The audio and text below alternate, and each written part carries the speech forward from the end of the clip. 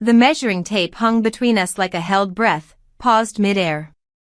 His fingers hovered inches from my shoulder, and in the stillness of that narrow hallway, I could hear everything, the old clock ticking behind us, the wind nudging the screen door, the thud of my own pulse in my ears. I didn't move. Neither did he. He looked at me like he was trying to solve something. Not a puzzle. A confession. His mouth parted, like he was about to say something he wasn't sure he should. I blinked. He didn't. And we stood there, at the edge of something irreversible. But then, a creak on the porch. We turned away from each other at the same time. Like nothing had almost happened. Like we hadn't been one breath away from changing everything. That's where the story begins. But it's not where it started. Before I begin the story and tell you how everything really happened, answer this question. Do you agree that everyone deserves a second chance after cheating? It was almost dark by the time I pulled into the driveway. The headlights skimmed over the cracked pavement and the overgrown lawn that no one seemed to care about anymore. The old house stood there like it had been holding its breath too, waiting for someone to come back and finish something they never meant to start. I sat in the car for a moment, fingers still wrapped around the steering wheel. I hadn't told my husband I was staying longer. He thought I was flying back home tomorrow. He didn't ask why I wasn't. Maybe he didn't want to know. The porch light flickered as I walked up. It hadn't been changed in years. I knocked, even though I had a key. It just felt right to knock. He opened the door almost immediately. Same old flannel shirt. Same cautious eyes. Same scent of pine wood and faded cologne that had been etched into my childhood memories. You made good time, he said, stepping aside. Traffic wasn't bad, I answered, brushing past him and into the house that raised me. The inside hadn't changed much. Wallpaper peeling in the corners. Framed photos slightly askew. The faint sound of a baseball game playing in the background. He followed me in, hands in his pockets. You want coffee? Sure. The kitchen was warm. Lived in. He moved around like he still knew where everything was, even if it had all shifted slightly over time. As the coffee brewed, I wandered toward the hallway and caught sight of the sewing mannequin leaning against the far wall, faded, a bit dusty, but familiar. Next to it, a box labeled Lana, age 17. You kept this? I asked. He looked over. Didn't see the point in throwing it away. I opened the box slowly. Sketchbooks. Swatches of fabric. A measuring tape. My initials embroidered on a square of muslin. I held it like it might still hold the version of me who once dreamed with both hands. I used to think I'd become someone, I said quietly. You did. I turned, surprised. He wasn't smiling. He wasn't flattering. He just said it like it was true. The moment passed. We sat at the kitchen table. Talked about nothing. Then about my mother. She hated this time of year, he said. Said October made her feel like everything was dying too fast. She never liked slowing down. No. The silence grew heavier. I broke it. Would you help me take measurements again? I'm working on something, small. Just for myself. He hesitated. Then nodded. Sure. I stood near the mirror in the hallway. He pulled the tape from the box, unraveling it slowly. It was the same tape. Worn, but still marked clearly. He measured my shoulders first. Then my waist. No words. Just the sound of fabric brushing against fabric. I exhaled. You're quieter than I remember. I talk less when I'm nervous. You're nervous? A little. I turned slightly, meeting his eyes. You never used to be. People change. There was a knock at the door. We both flinched. He cleared his throat, stepped back, and I moved to the window. It was the mailman. After he left, we didn't return to the measurements. Not that day. Instead, I went upstairs and opened the guest room closet. Inside, I found an old shoebox tucked beneath a pile of flannel shirts. I don't know why I opened it. Letters. Dozens of them. Postmarked from Savannah. I read one. Then two. Then 5.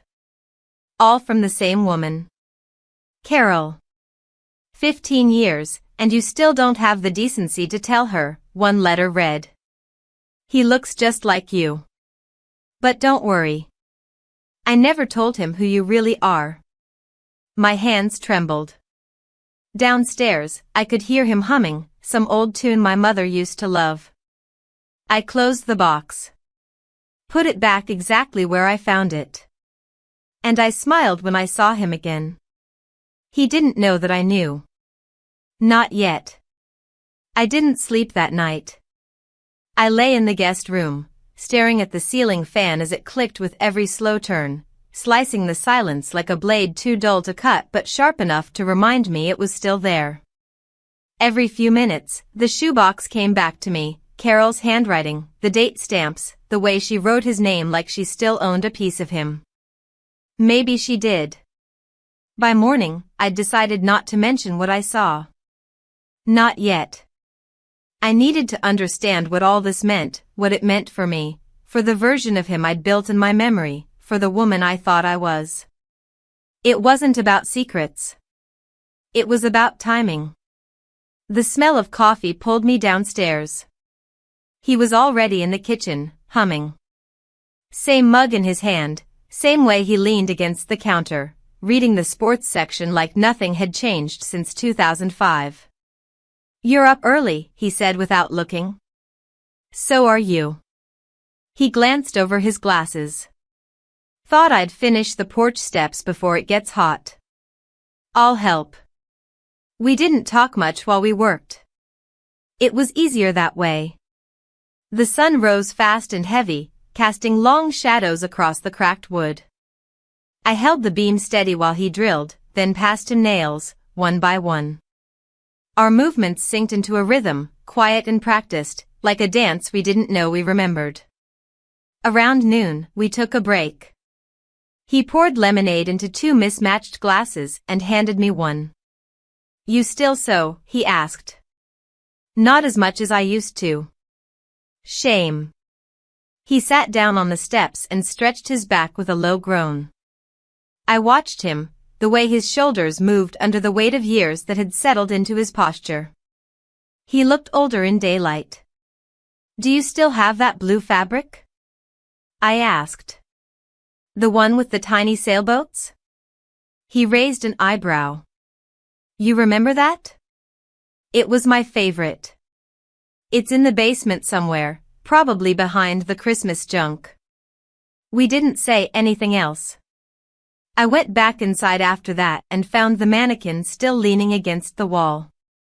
I adjusted it, tightened the base, wiped dust from its neck. For some reason, it mattered now.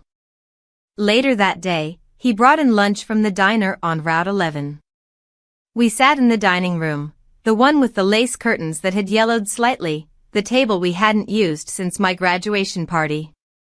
I unfolded the paper bag. Grilled cheese. Tomato soup. Classic. You remembered, I said. Of course I did.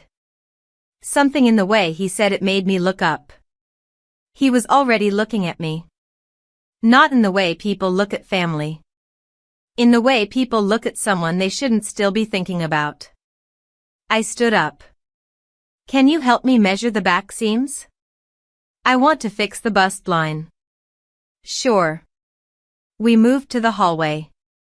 The light was dimmer now. The tape measure slid easily through his fingers, and I turned slightly so he could reach my side. You always fidgeted when I measured you, he said. Still do. He laughed quietly. Then he stopped. We didn't speak. The moment just held. We kissed. I pulled back first. We didn't say a word. I walked into the kitchen, grabbed my bag, and pretended to look for something. He didn't follow. That evening, I offered to make dinner. Something simple. He sat at the counter, watching as I chopped vegetables. You know, I said, not looking up, I never asked you why you stayed here after she passed. I didn't know where else to go. There was always somewhere.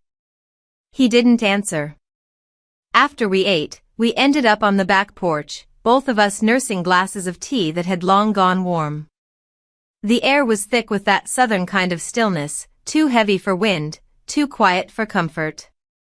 I got a letter from your husband, he said suddenly. I turned to him. Last year. Birthday card. Said thank you for being a part of your life. I waited. I never responded. The stars blinked overhead, faint and slow. I thought of how many things could go unsaid in a single lifetime, and how most of them still lingered like echoes in wood-paneled rooms. He stood up after a while. I'm heading to bed. Good night. I stayed outside long after he disappeared. Eventually, I walked around to the garage, hoping to find the box with the sailboat fabric. It wasn't there, but I did find something else, another box, this one newer. Inside, stacked neatly, were half-finished garments. Shirts, mostly. One dress. Men's shirts. Different sizes. Different styles. Different sleeves. But all stitched with the same label inside, CC, Carol's initials. My breath caught. And underneath all of it, folded so precisely it almost felt ceremonial, was a baby blanket. Embroidered. With a name. My mother's handwriting. And mine. Side by side. My stomach dropped. Because the name on the blanket wasn't mine. And yet it was. It was too close not to be. I backed away slowly, as if stepping wrong might break everything I knew. I didn't close the box. I didn't take the blanket. I just left it there, like a truth too sharp to carry yet. He never mentioned the shirts. I never asked. But I knew, even then, that whatever this was between us, it had begun a long time ago. Before I ever kissed him. Before I ever knew what betrayal really looked like. I didn't go near the garage the next morning. I didn't need to. Everything that mattered was already burned into the front of my mind, the initials inside the shirts, the name embroidered on the blanket, the way my mother's handwriting curved in exactly the same way on both our childhood keepsakes. He was already in the kitchen when I came down, reading a folded newspaper, steaming mug of black coffee beside him. The same mug. The same way he looked up when I walked in, as if nothing was different. We should probably hit the farmer's market early, he said. It gets picked over fast this late in the season. I nodded. Sure. We drove in silence most of the way, winding through back roads lined with drying cornstalks and weathered fence posts. The radio was on, barely audible, playing some soft AM station filled with static and songs from 40 years ago. At the market, he wandered toward the apple crates while I moved through the flower stalls, letting my fingers brush over petals I didn't care about. I didn't say much. He didn't ask. I noticed the way people greeted him. A smile. A still around, huh? He belonged here. I never had.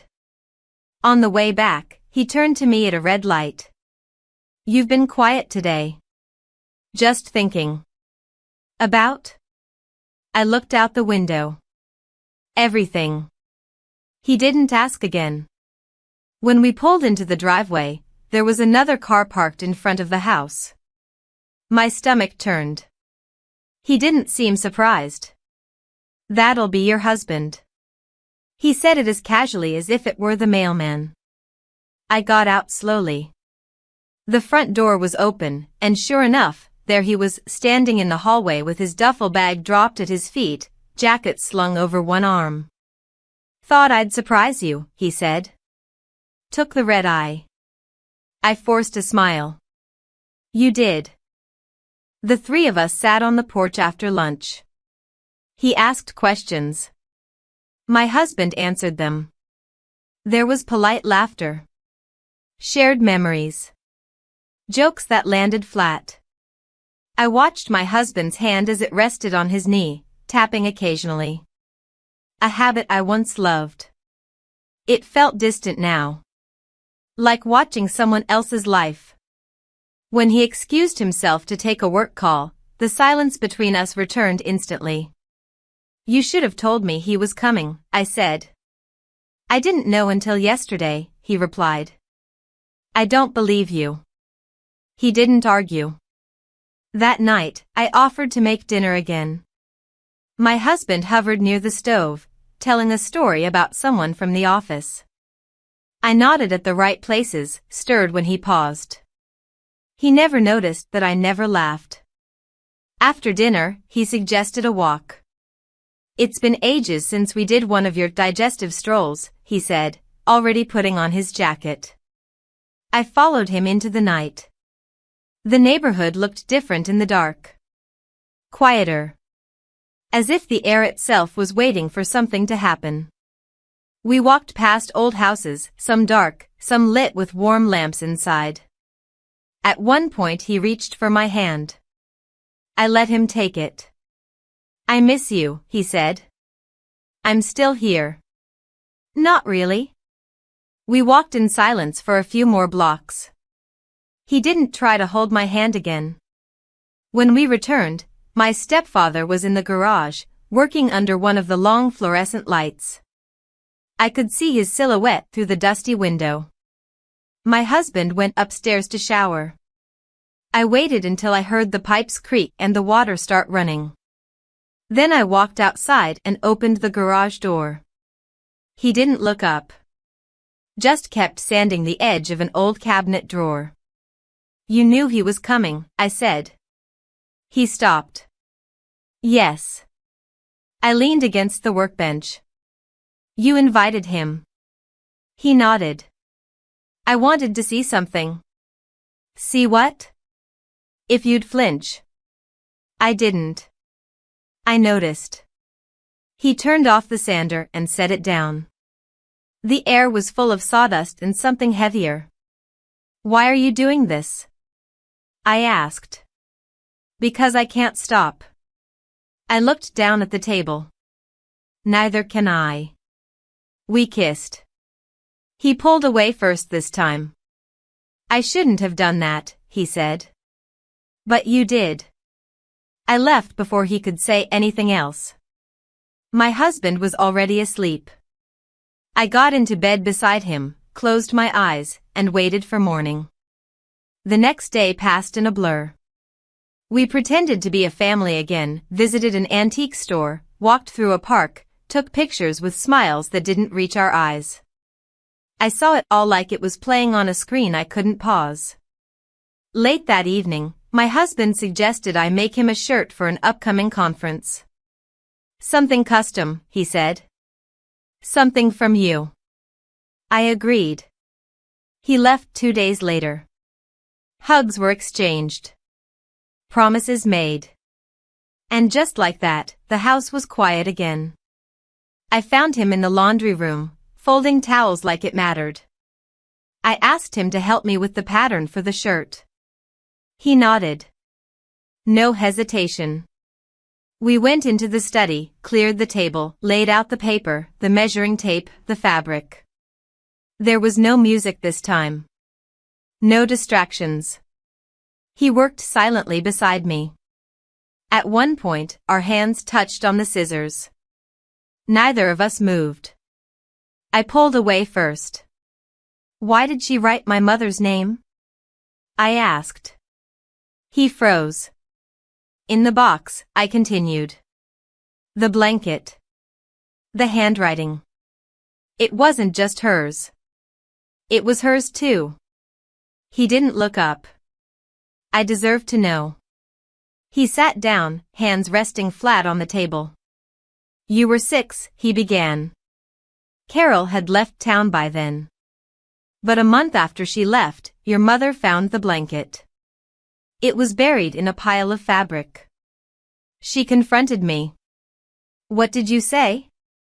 The truth. That it was Carol's baby. That I didn't know if he was mine.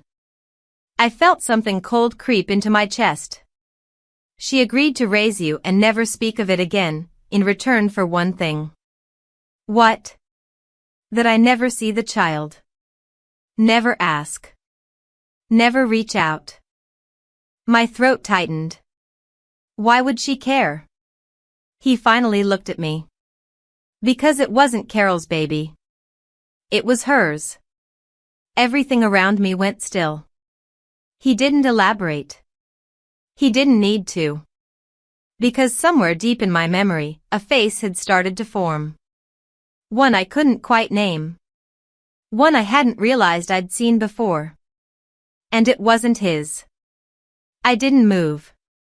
I didn't speak. I just stood there staring at him, letting the weight of his last words crush the air from my lungs. I couldn't even tell if I was breathing. It was her baby, he repeated quietly, but not softer. Everything behind my eyes felt like it was cracking. And somewhere beneath that slow, dizzy spin of realization, I understood why the handwriting looked so familiar. Why the embroidery was shaped just like mine. Why I had spent so long chasing a version of the past that never really made sense. I stepped back. You knew all this time? I thought I could carry it, he said. I thought it was better if you didn't know. I couldn't look at him anymore. I left the room, pushed through the kitchen, out the back door, across the yard. The sky was heavy with the kind of humidity that makes you feel like you're underwater. My fingers trembled as I gripped the edge of the porch railing, not sure if I needed to throw up or scream. Behind me, the door creaked. Footsteps. He didn't come close. Just stood at the doorway like even he knew not to cross that line. I never meant to lie to you, he said. But I was trying to protect her. And maybe you too. You protected yourself, I snapped, turning. You built your quiet little world out of silence and expected everyone else to pretend it was whole. He didn't answer. That night, I didn't sleep in the guest room. I packed a small overnight bag and drove an hour west to a roadside inn we used to pass on the way to my grandmother's. The kind of place with no website, flickering vacancy signs, and rooms that smelled faintly of pine cleaner and decades-old air conditioning. I dropped the bag onto the chair, took a long shower, and tried to scrub off the years. But nothing peeled. Nothing gave. I lay down on the stiff bed and stared at the ceiling for hours. I didn't cry. The next morning, he was already outside the house when I returned, seated on the porch with a cup of coffee in both hands like it was the only thing holding him together. He looked at me without speaking. I'm not here for answers, I said, walking past him. I'm here to finish what I started. Inside, I went to the hallway and pulled the mannequin into the dining room. Laid out the half-done shirt pattern. Plugged in the old iron.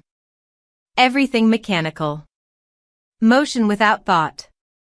He stood in the doorway, watching. I ignored him. We worked in silence again. Measuring, pinning, chalking, adjusting. Hours passed like minutes. Somewhere around sunset, I stepped back to check the fit of the back seam. He moved behind me. We didn't speak. We spent night together. The next morning, I dressed quietly.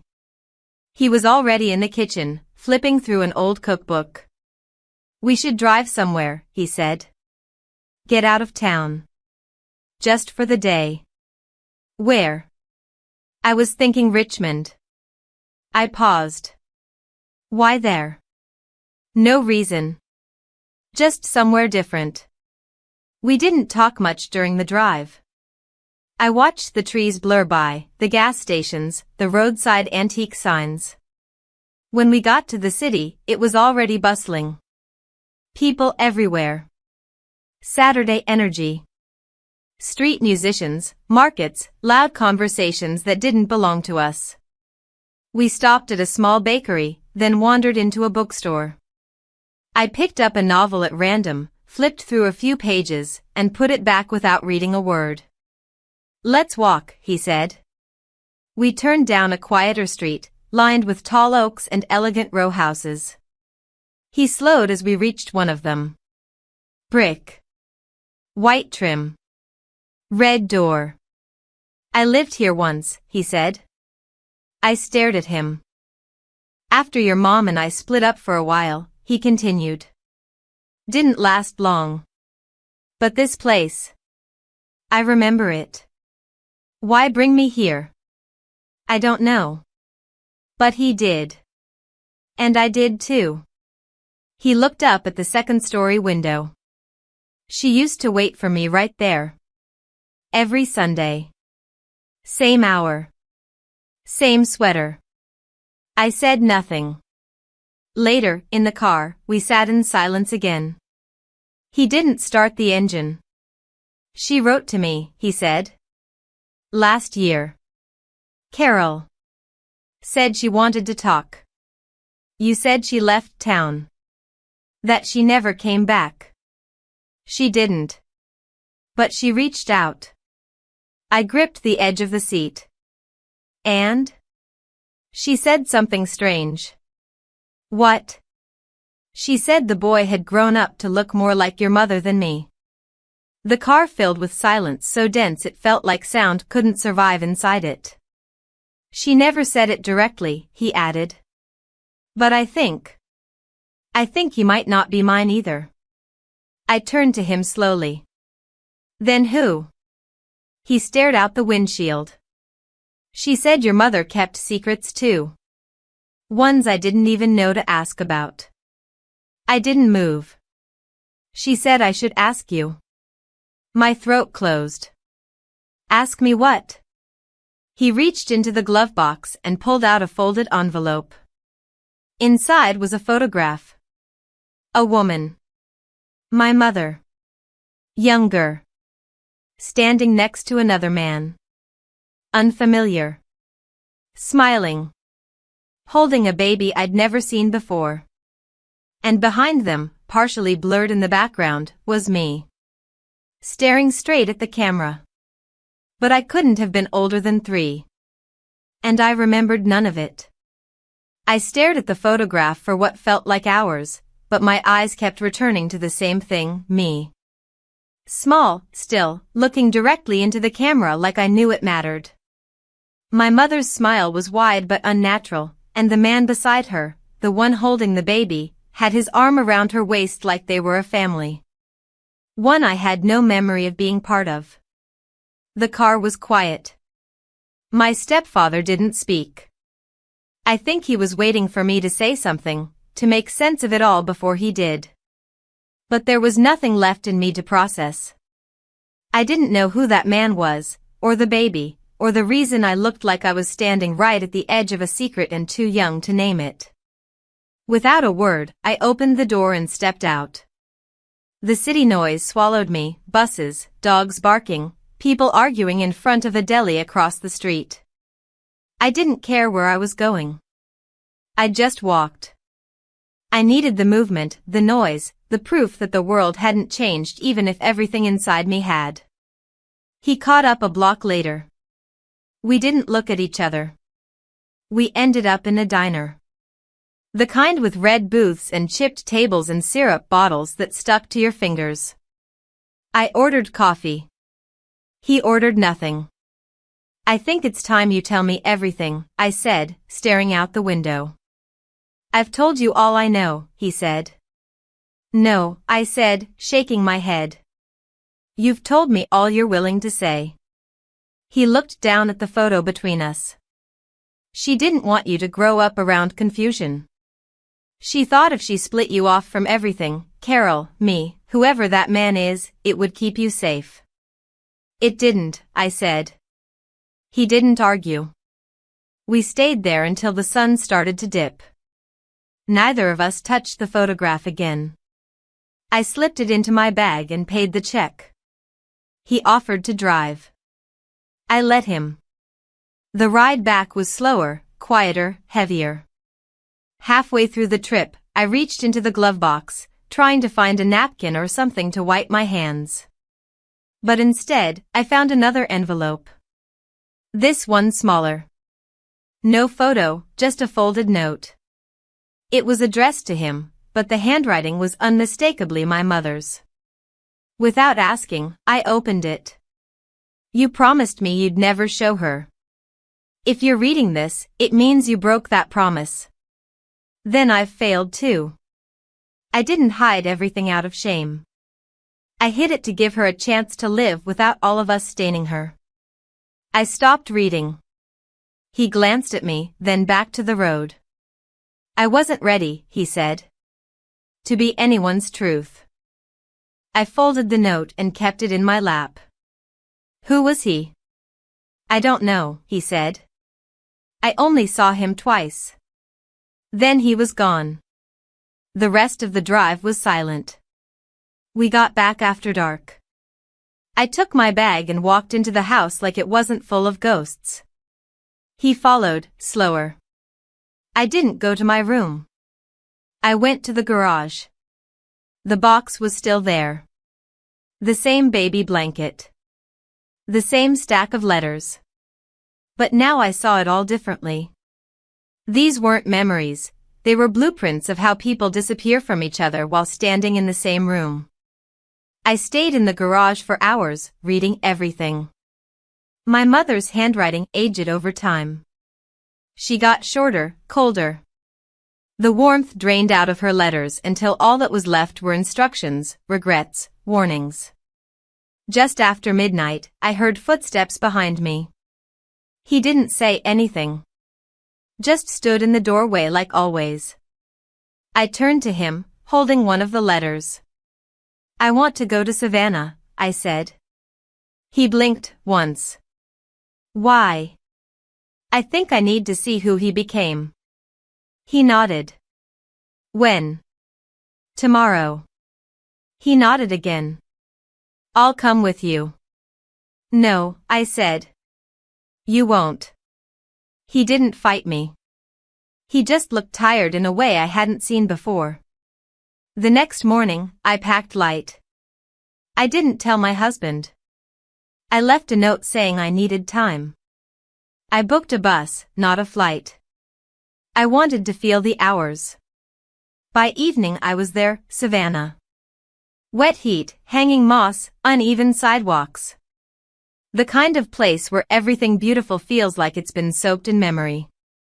I walked past narrow houses and art shops until I reached the address Carol had written years ago on one of her envelopes. It was a cafe now. Brick walls, warm lights, chalkboard menu out front. I stood across the street watching it. Inside, a young man was cleaning a table. Tall. Dark hair. The kind of face that pulled you in without trying. I didn't need anyone to tell me who he was. He looked like no one and everyone at once. A mix of pasts. I crossed the street, stepped inside, ordered a tea I didn't want. He made it himself. Here you go, he said, handing it over. Thanks, I replied, pretending not to stare. He turned back to clean the counter. I sat at a corner table, watching him from the side. He moved like someone who didn't have questions. Or maybe someone who had stopped asking. Eventually, I left. I didn't speak to him again. Not then. Back outside, I walked down toward the river, trying to catch my breath. It didn't work. When I reached the bench by the water, I sat down hard, like my body couldn't hold it all anymore. My phone buzzed. A message. No name. Just words. He knows. He's on his way. I looked back toward the street. But I already felt it in my chest. I wasn't the only one who came to Savannah. I didn't turn around right away. The message was still glowing on the screen, the words pulsing in my brain. He knows. He's on his way. The wind off the river pushed the humid air into my lungs like wet cotton. I stood up, letting my phone slide back into my bag, and walked along the water, not knowing where I was going, only that I had to move. A wedding party was posing for pictures on the riverwalk, all lace and champagne smiles. I passed them without a glance, crossed a quiet street, and ducked into a bookstore 2 blocks up. The smell of old paper and silence wrapped around me like a blanket I didn't ask for. I drifted past travel guides, past cookbooks, past memoirs with titles like Uncovering My Father and the forgotten letters that felt like jokes I wasn't in on. I sat in the poetry section and waited. I didn't know if it would be my stepfather who showed up, or my husband. And I didn't know which would be worse. Minutes passed. Then an hour. I finally stood and made my way back to the cafe. The light was different now. Warmer, lower. It spilled across the sidewalk like it was trying to warn me that time was running out. He was already there. Not the boy. The man I had left behind 2 nights ago. The man who raised me and broke me in the same breath. He stood across the street from the cafe, not moving, watching. I slowed. He didn't wave. He didn't call my name. Just waited. I crossed to him. You followed me, I said. I had to. You didn't. I did. We stood in silence for a moment as 2 cars passed between us, breaking the tension into fragments and stitching it back together just as fast. You saw him, he asked. I nodded. He's nothing like me, he said. He's nothing like any of us. That should have been comforting. It wasn't. We walked in silence. Not toward the cafe, but away from it. Past small shops, closed art galleries, families pushing strollers under moss-covered trees. You didn't tell me he worked there, I said. I wasn't sure. You were. He didn't answer. We stopped near a fountain. A woman tossed a coin into it and whispered something to herself before walking away. I wondered what she wished for. Why did you come? I asked. I thought you'd need me. You thought wrong. He looked at me then, and I saw something I hadn't before, fear. Not of me. Of something deeper. Something he'd carried long before I was old enough to understand it. I kept waiting for it all to fade, he said. But it didn't. Not after your mother died. Not after you left. Not even after you got married. I didn't ask you to wait. I know. And now? I can't take any of it back. I didn't ask you to. We walked again, aimless. Until he stopped suddenly at a crosswalk and pointed across the street.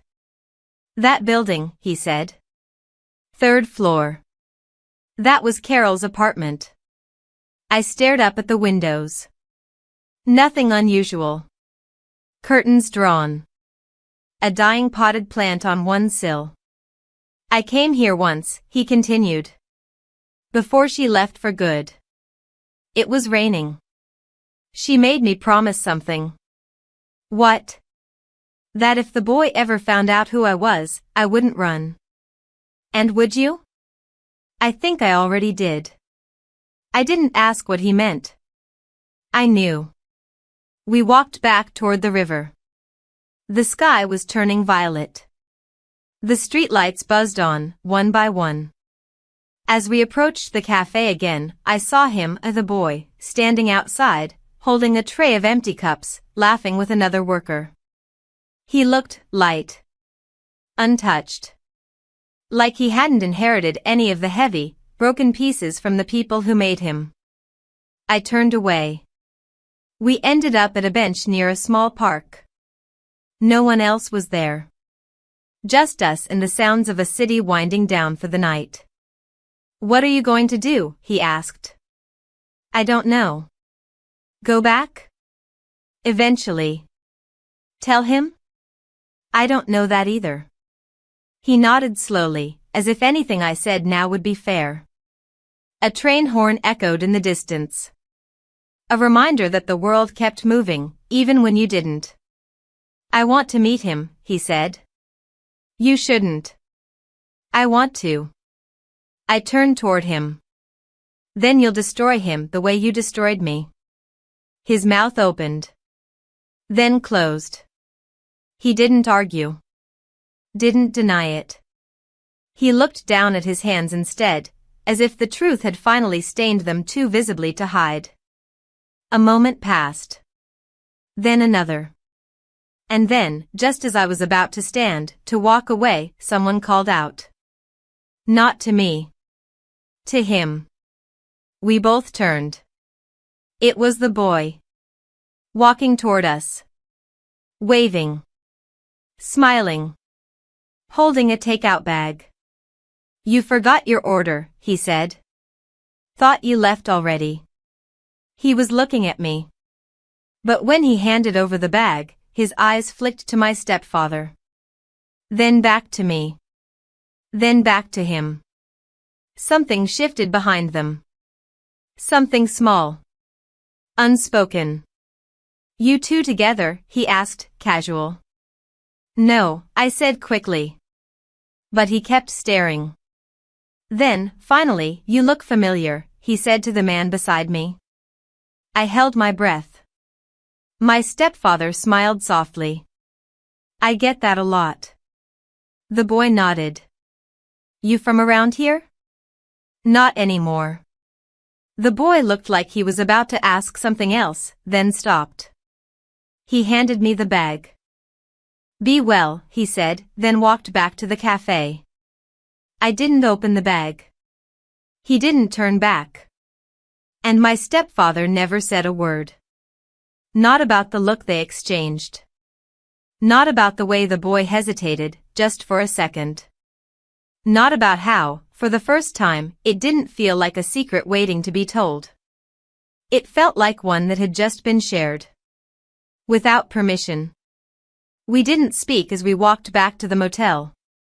The takeout bag hung from my hand like it weighed more than it should have. Neither of us had touched it.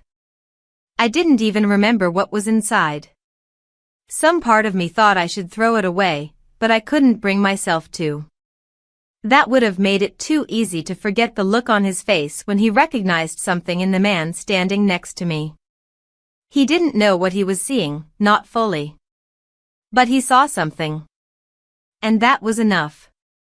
We reached my room. I unlocked the door and stepped inside, expecting him to follow, but he didn't. He stopped in the doorway, one hand still on the frame. "You're not staying?" I asked. He shook his head. "I've seen enough." And then, after a pause, "So have you." I wanted to tell him he was wrong, that I still had questions. But the truth was, he wasn't. The questions I had left weren't about facts. They were about who I'd become because of them. And no one could answer that except me. He turned and walked away. I didn't stop him. The room felt smaller without him, but I didn't sit. I unpacked my bag slowly, methodically, folding things I had no intention of wearing again. The photograph, the letter, the note from my mother, I put them in a manila envelope and shoved it under the mattress. In the morning, I took a train north. Not home. Not yet. Just away. I stopped in a coastal town I hadn't been to since I was a teenager. Somewhere with seafood shacks and crooked piers and quiet people who didn't ask why you were there. I checked into a guest house run by an elderly couple who barely looked up from their crossword puzzles. Perfect. The first night, I walked until I couldn't feel my feet. I sat on benches. I listened to wind chimes. I watched couples argue and laugh and exist in a kind of simplicity that felt like a language I no longer spoke. The second day, I bought a notebook. Not to write answers. Just to write. By the third, I'd stopped checking my phone. I wasn't hiding. I wasn't running. I just needed space where no one's version of me existed. But it didn't last. On the fourth evening, as the sun dipped behind the docks, I saw someone across the street from the cafe where I'd gone to grab tea. At first, I thought I imagined it, someone who just looked like my husband. Same posture. Same jacket. But then he turned. And I knew. He didn't see me right away, but I didn't move. I wanted him to. I needed this part to happen. The part where he looked at me and realized I wasn't where I was supposed to be, and neither was he. When our eyes finally met, he didn't wave. He didn't walk toward me. He just stared. I turned and walked back toward the water. He followed. We didn't speak until we reached the end of the pier. I thought you were at your father's, he said. I was. And now? Now I'm here. He stood beside me, hands in his jacket pockets. The waves slapped the wood pilings beneath us, slow and steady. Why didn't you call? He asked. Because I didn't know what I would say. He nodded like he'd rehearsed that answer before and expected to hear it. Then, are you coming back? I don't know. He looked out at the horizon. Is there someone else? I didn't answer. He waited. Then he laughed, just once. That's what I thought. It wasn't bitter. Just tired. We stood there for a long time. And then, just when I thought the silence might hold, he asked, "Is it him?" That's when I turned to face him fully. "Why are you really here?" I asked. He met my eyes. "I saw something. In your closet. Before you left." I tensed. "What?" "An envelope. With photos. Letters. From Carol." I didn't respond. "I read them," he said. "Not all. Just enough." I looked away. "She mentioned the boy," he continued. "The one you went to find." I crossed my arms, not from cold, but to hold myself still. "I put it together," he said. "Or thought I did." "And now?"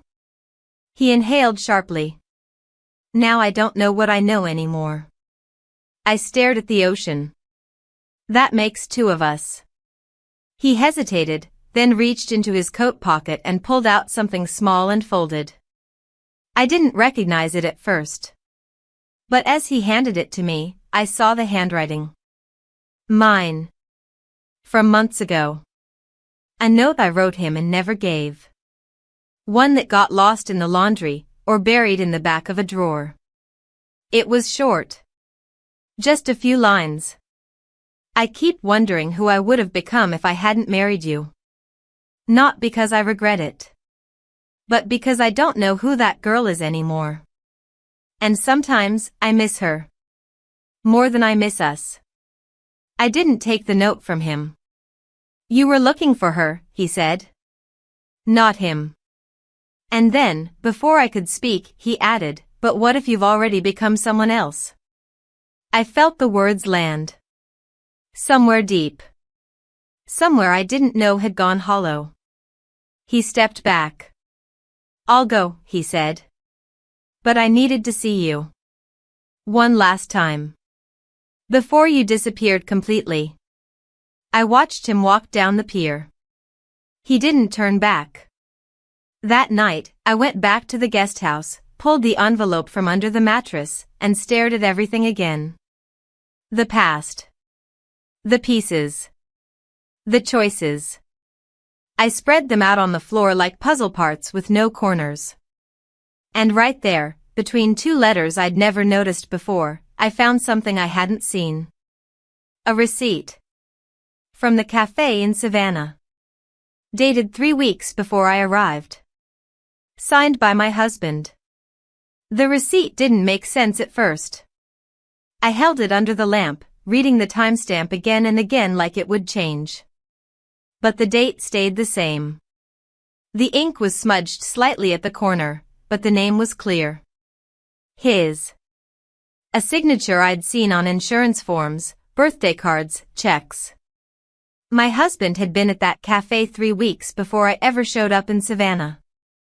I sat on the edge of the bed, the paper burning in my hands.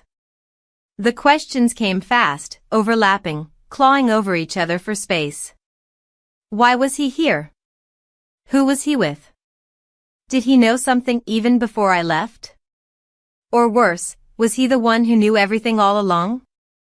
I tore through the rest of the envelope, shaking it upside down on the floor. More papers fell out. A second receipt, this time from a bookstore near the cafe. Same date. Another signature. I remembered the shop. I'd sat there for hours just days ago, pretending I was invisible. He'd walked those same aisles before me. Maybe even touched the same covers. I stood up, dizzy. My legs moved before I could think. I shoved both receipts into my coat pocket and grabbed my bag. There was no plan. Just movement. Just instinct. I left the guest house without a word. The streets were empty. The town had settled into its off-season hush. I made my way toward the pier where we'd last spoken. Nothing had changed, and that made everything worse. The same benches. The same salt in the air. The same sound of waves tapping against the wood, as if time had folded in on itself. I walked past the cafes, past the bookstore, past the closed florist where he might have stopped. I reached the train station. Bought a ticket without checking the time. By sunrise, I was back in Richmond. The house was empty. Not the one I grew up in, our house. Mine and his. Everything inside was too clean. Nothing out of place. I stood in the living room, trying to feel something familiar, but it all felt like someone else's life. I moved through the rooms one by one, like retracing the last steps of a version of me I no longer knew. In his office, I found a notebook. Not hidden. Just placed neatly in the center of his desk. Inside were pages of dates. Notes. References to Savannah. To Carol. To a meeting. No names. But enough. One line stood out. She doesn't know what I know yet. She's not ready. I sat in his chair, notebook open, heartbreaking in silence. It wasn't just that he had followed the trail. It was that he'd started one of his own. A parallel journey. He hadn't come to Savannah to find me. He'd come long before I ever knew I needed to be there. That night, I didn't sleep. I went to the garage, opened bins, looked through drawers I hadn't touched in years. Eventually, I found it, an old photo album my mother had kept. In the back, tucked behind Christmas pictures, was one more image. Carol. Younger. Standing next to my husband. My hands tightened around the plastic sleeve. He'd known her. Not just after me. Long before me. I drove back to the old house before sunrise. The porch light flicked on as I pulled in, like it had been waiting. He was already on the steps, coffee in hand, just like always. No surprise on his face. You found it, he said. I found enough. I didn't sit. He stood and walked down to me. He knew her. Before you ever did. How long? I asked. He hesitated. Since college. My mouth went dry. So what was I? You were never a lie, he said. But I think, maybe he married you to get closer to the parts of her he lost. I stepped back. And you let me stay married to him? I didn't know until after the wedding. And by then, I wasn't the one you were listening to anymore. I turned away, wind suddenly sharp on my skin. Everything felt like a loop now. No beginning. No ending. Just a spiral of people chasing ghosts through each other. My mother. Carol. Him. My husband. Me. When I walked back to the car, I didn't look back. I drove for hours, not stopping until I reached the city line. I booked a motel. Slept for 10 hours straight. In the morning, I found a letter under my door. Not mailed. Hand-delivered. I opened it slowly. Just one line. We need to talk. He's not who you think he is. No signature. Just silence.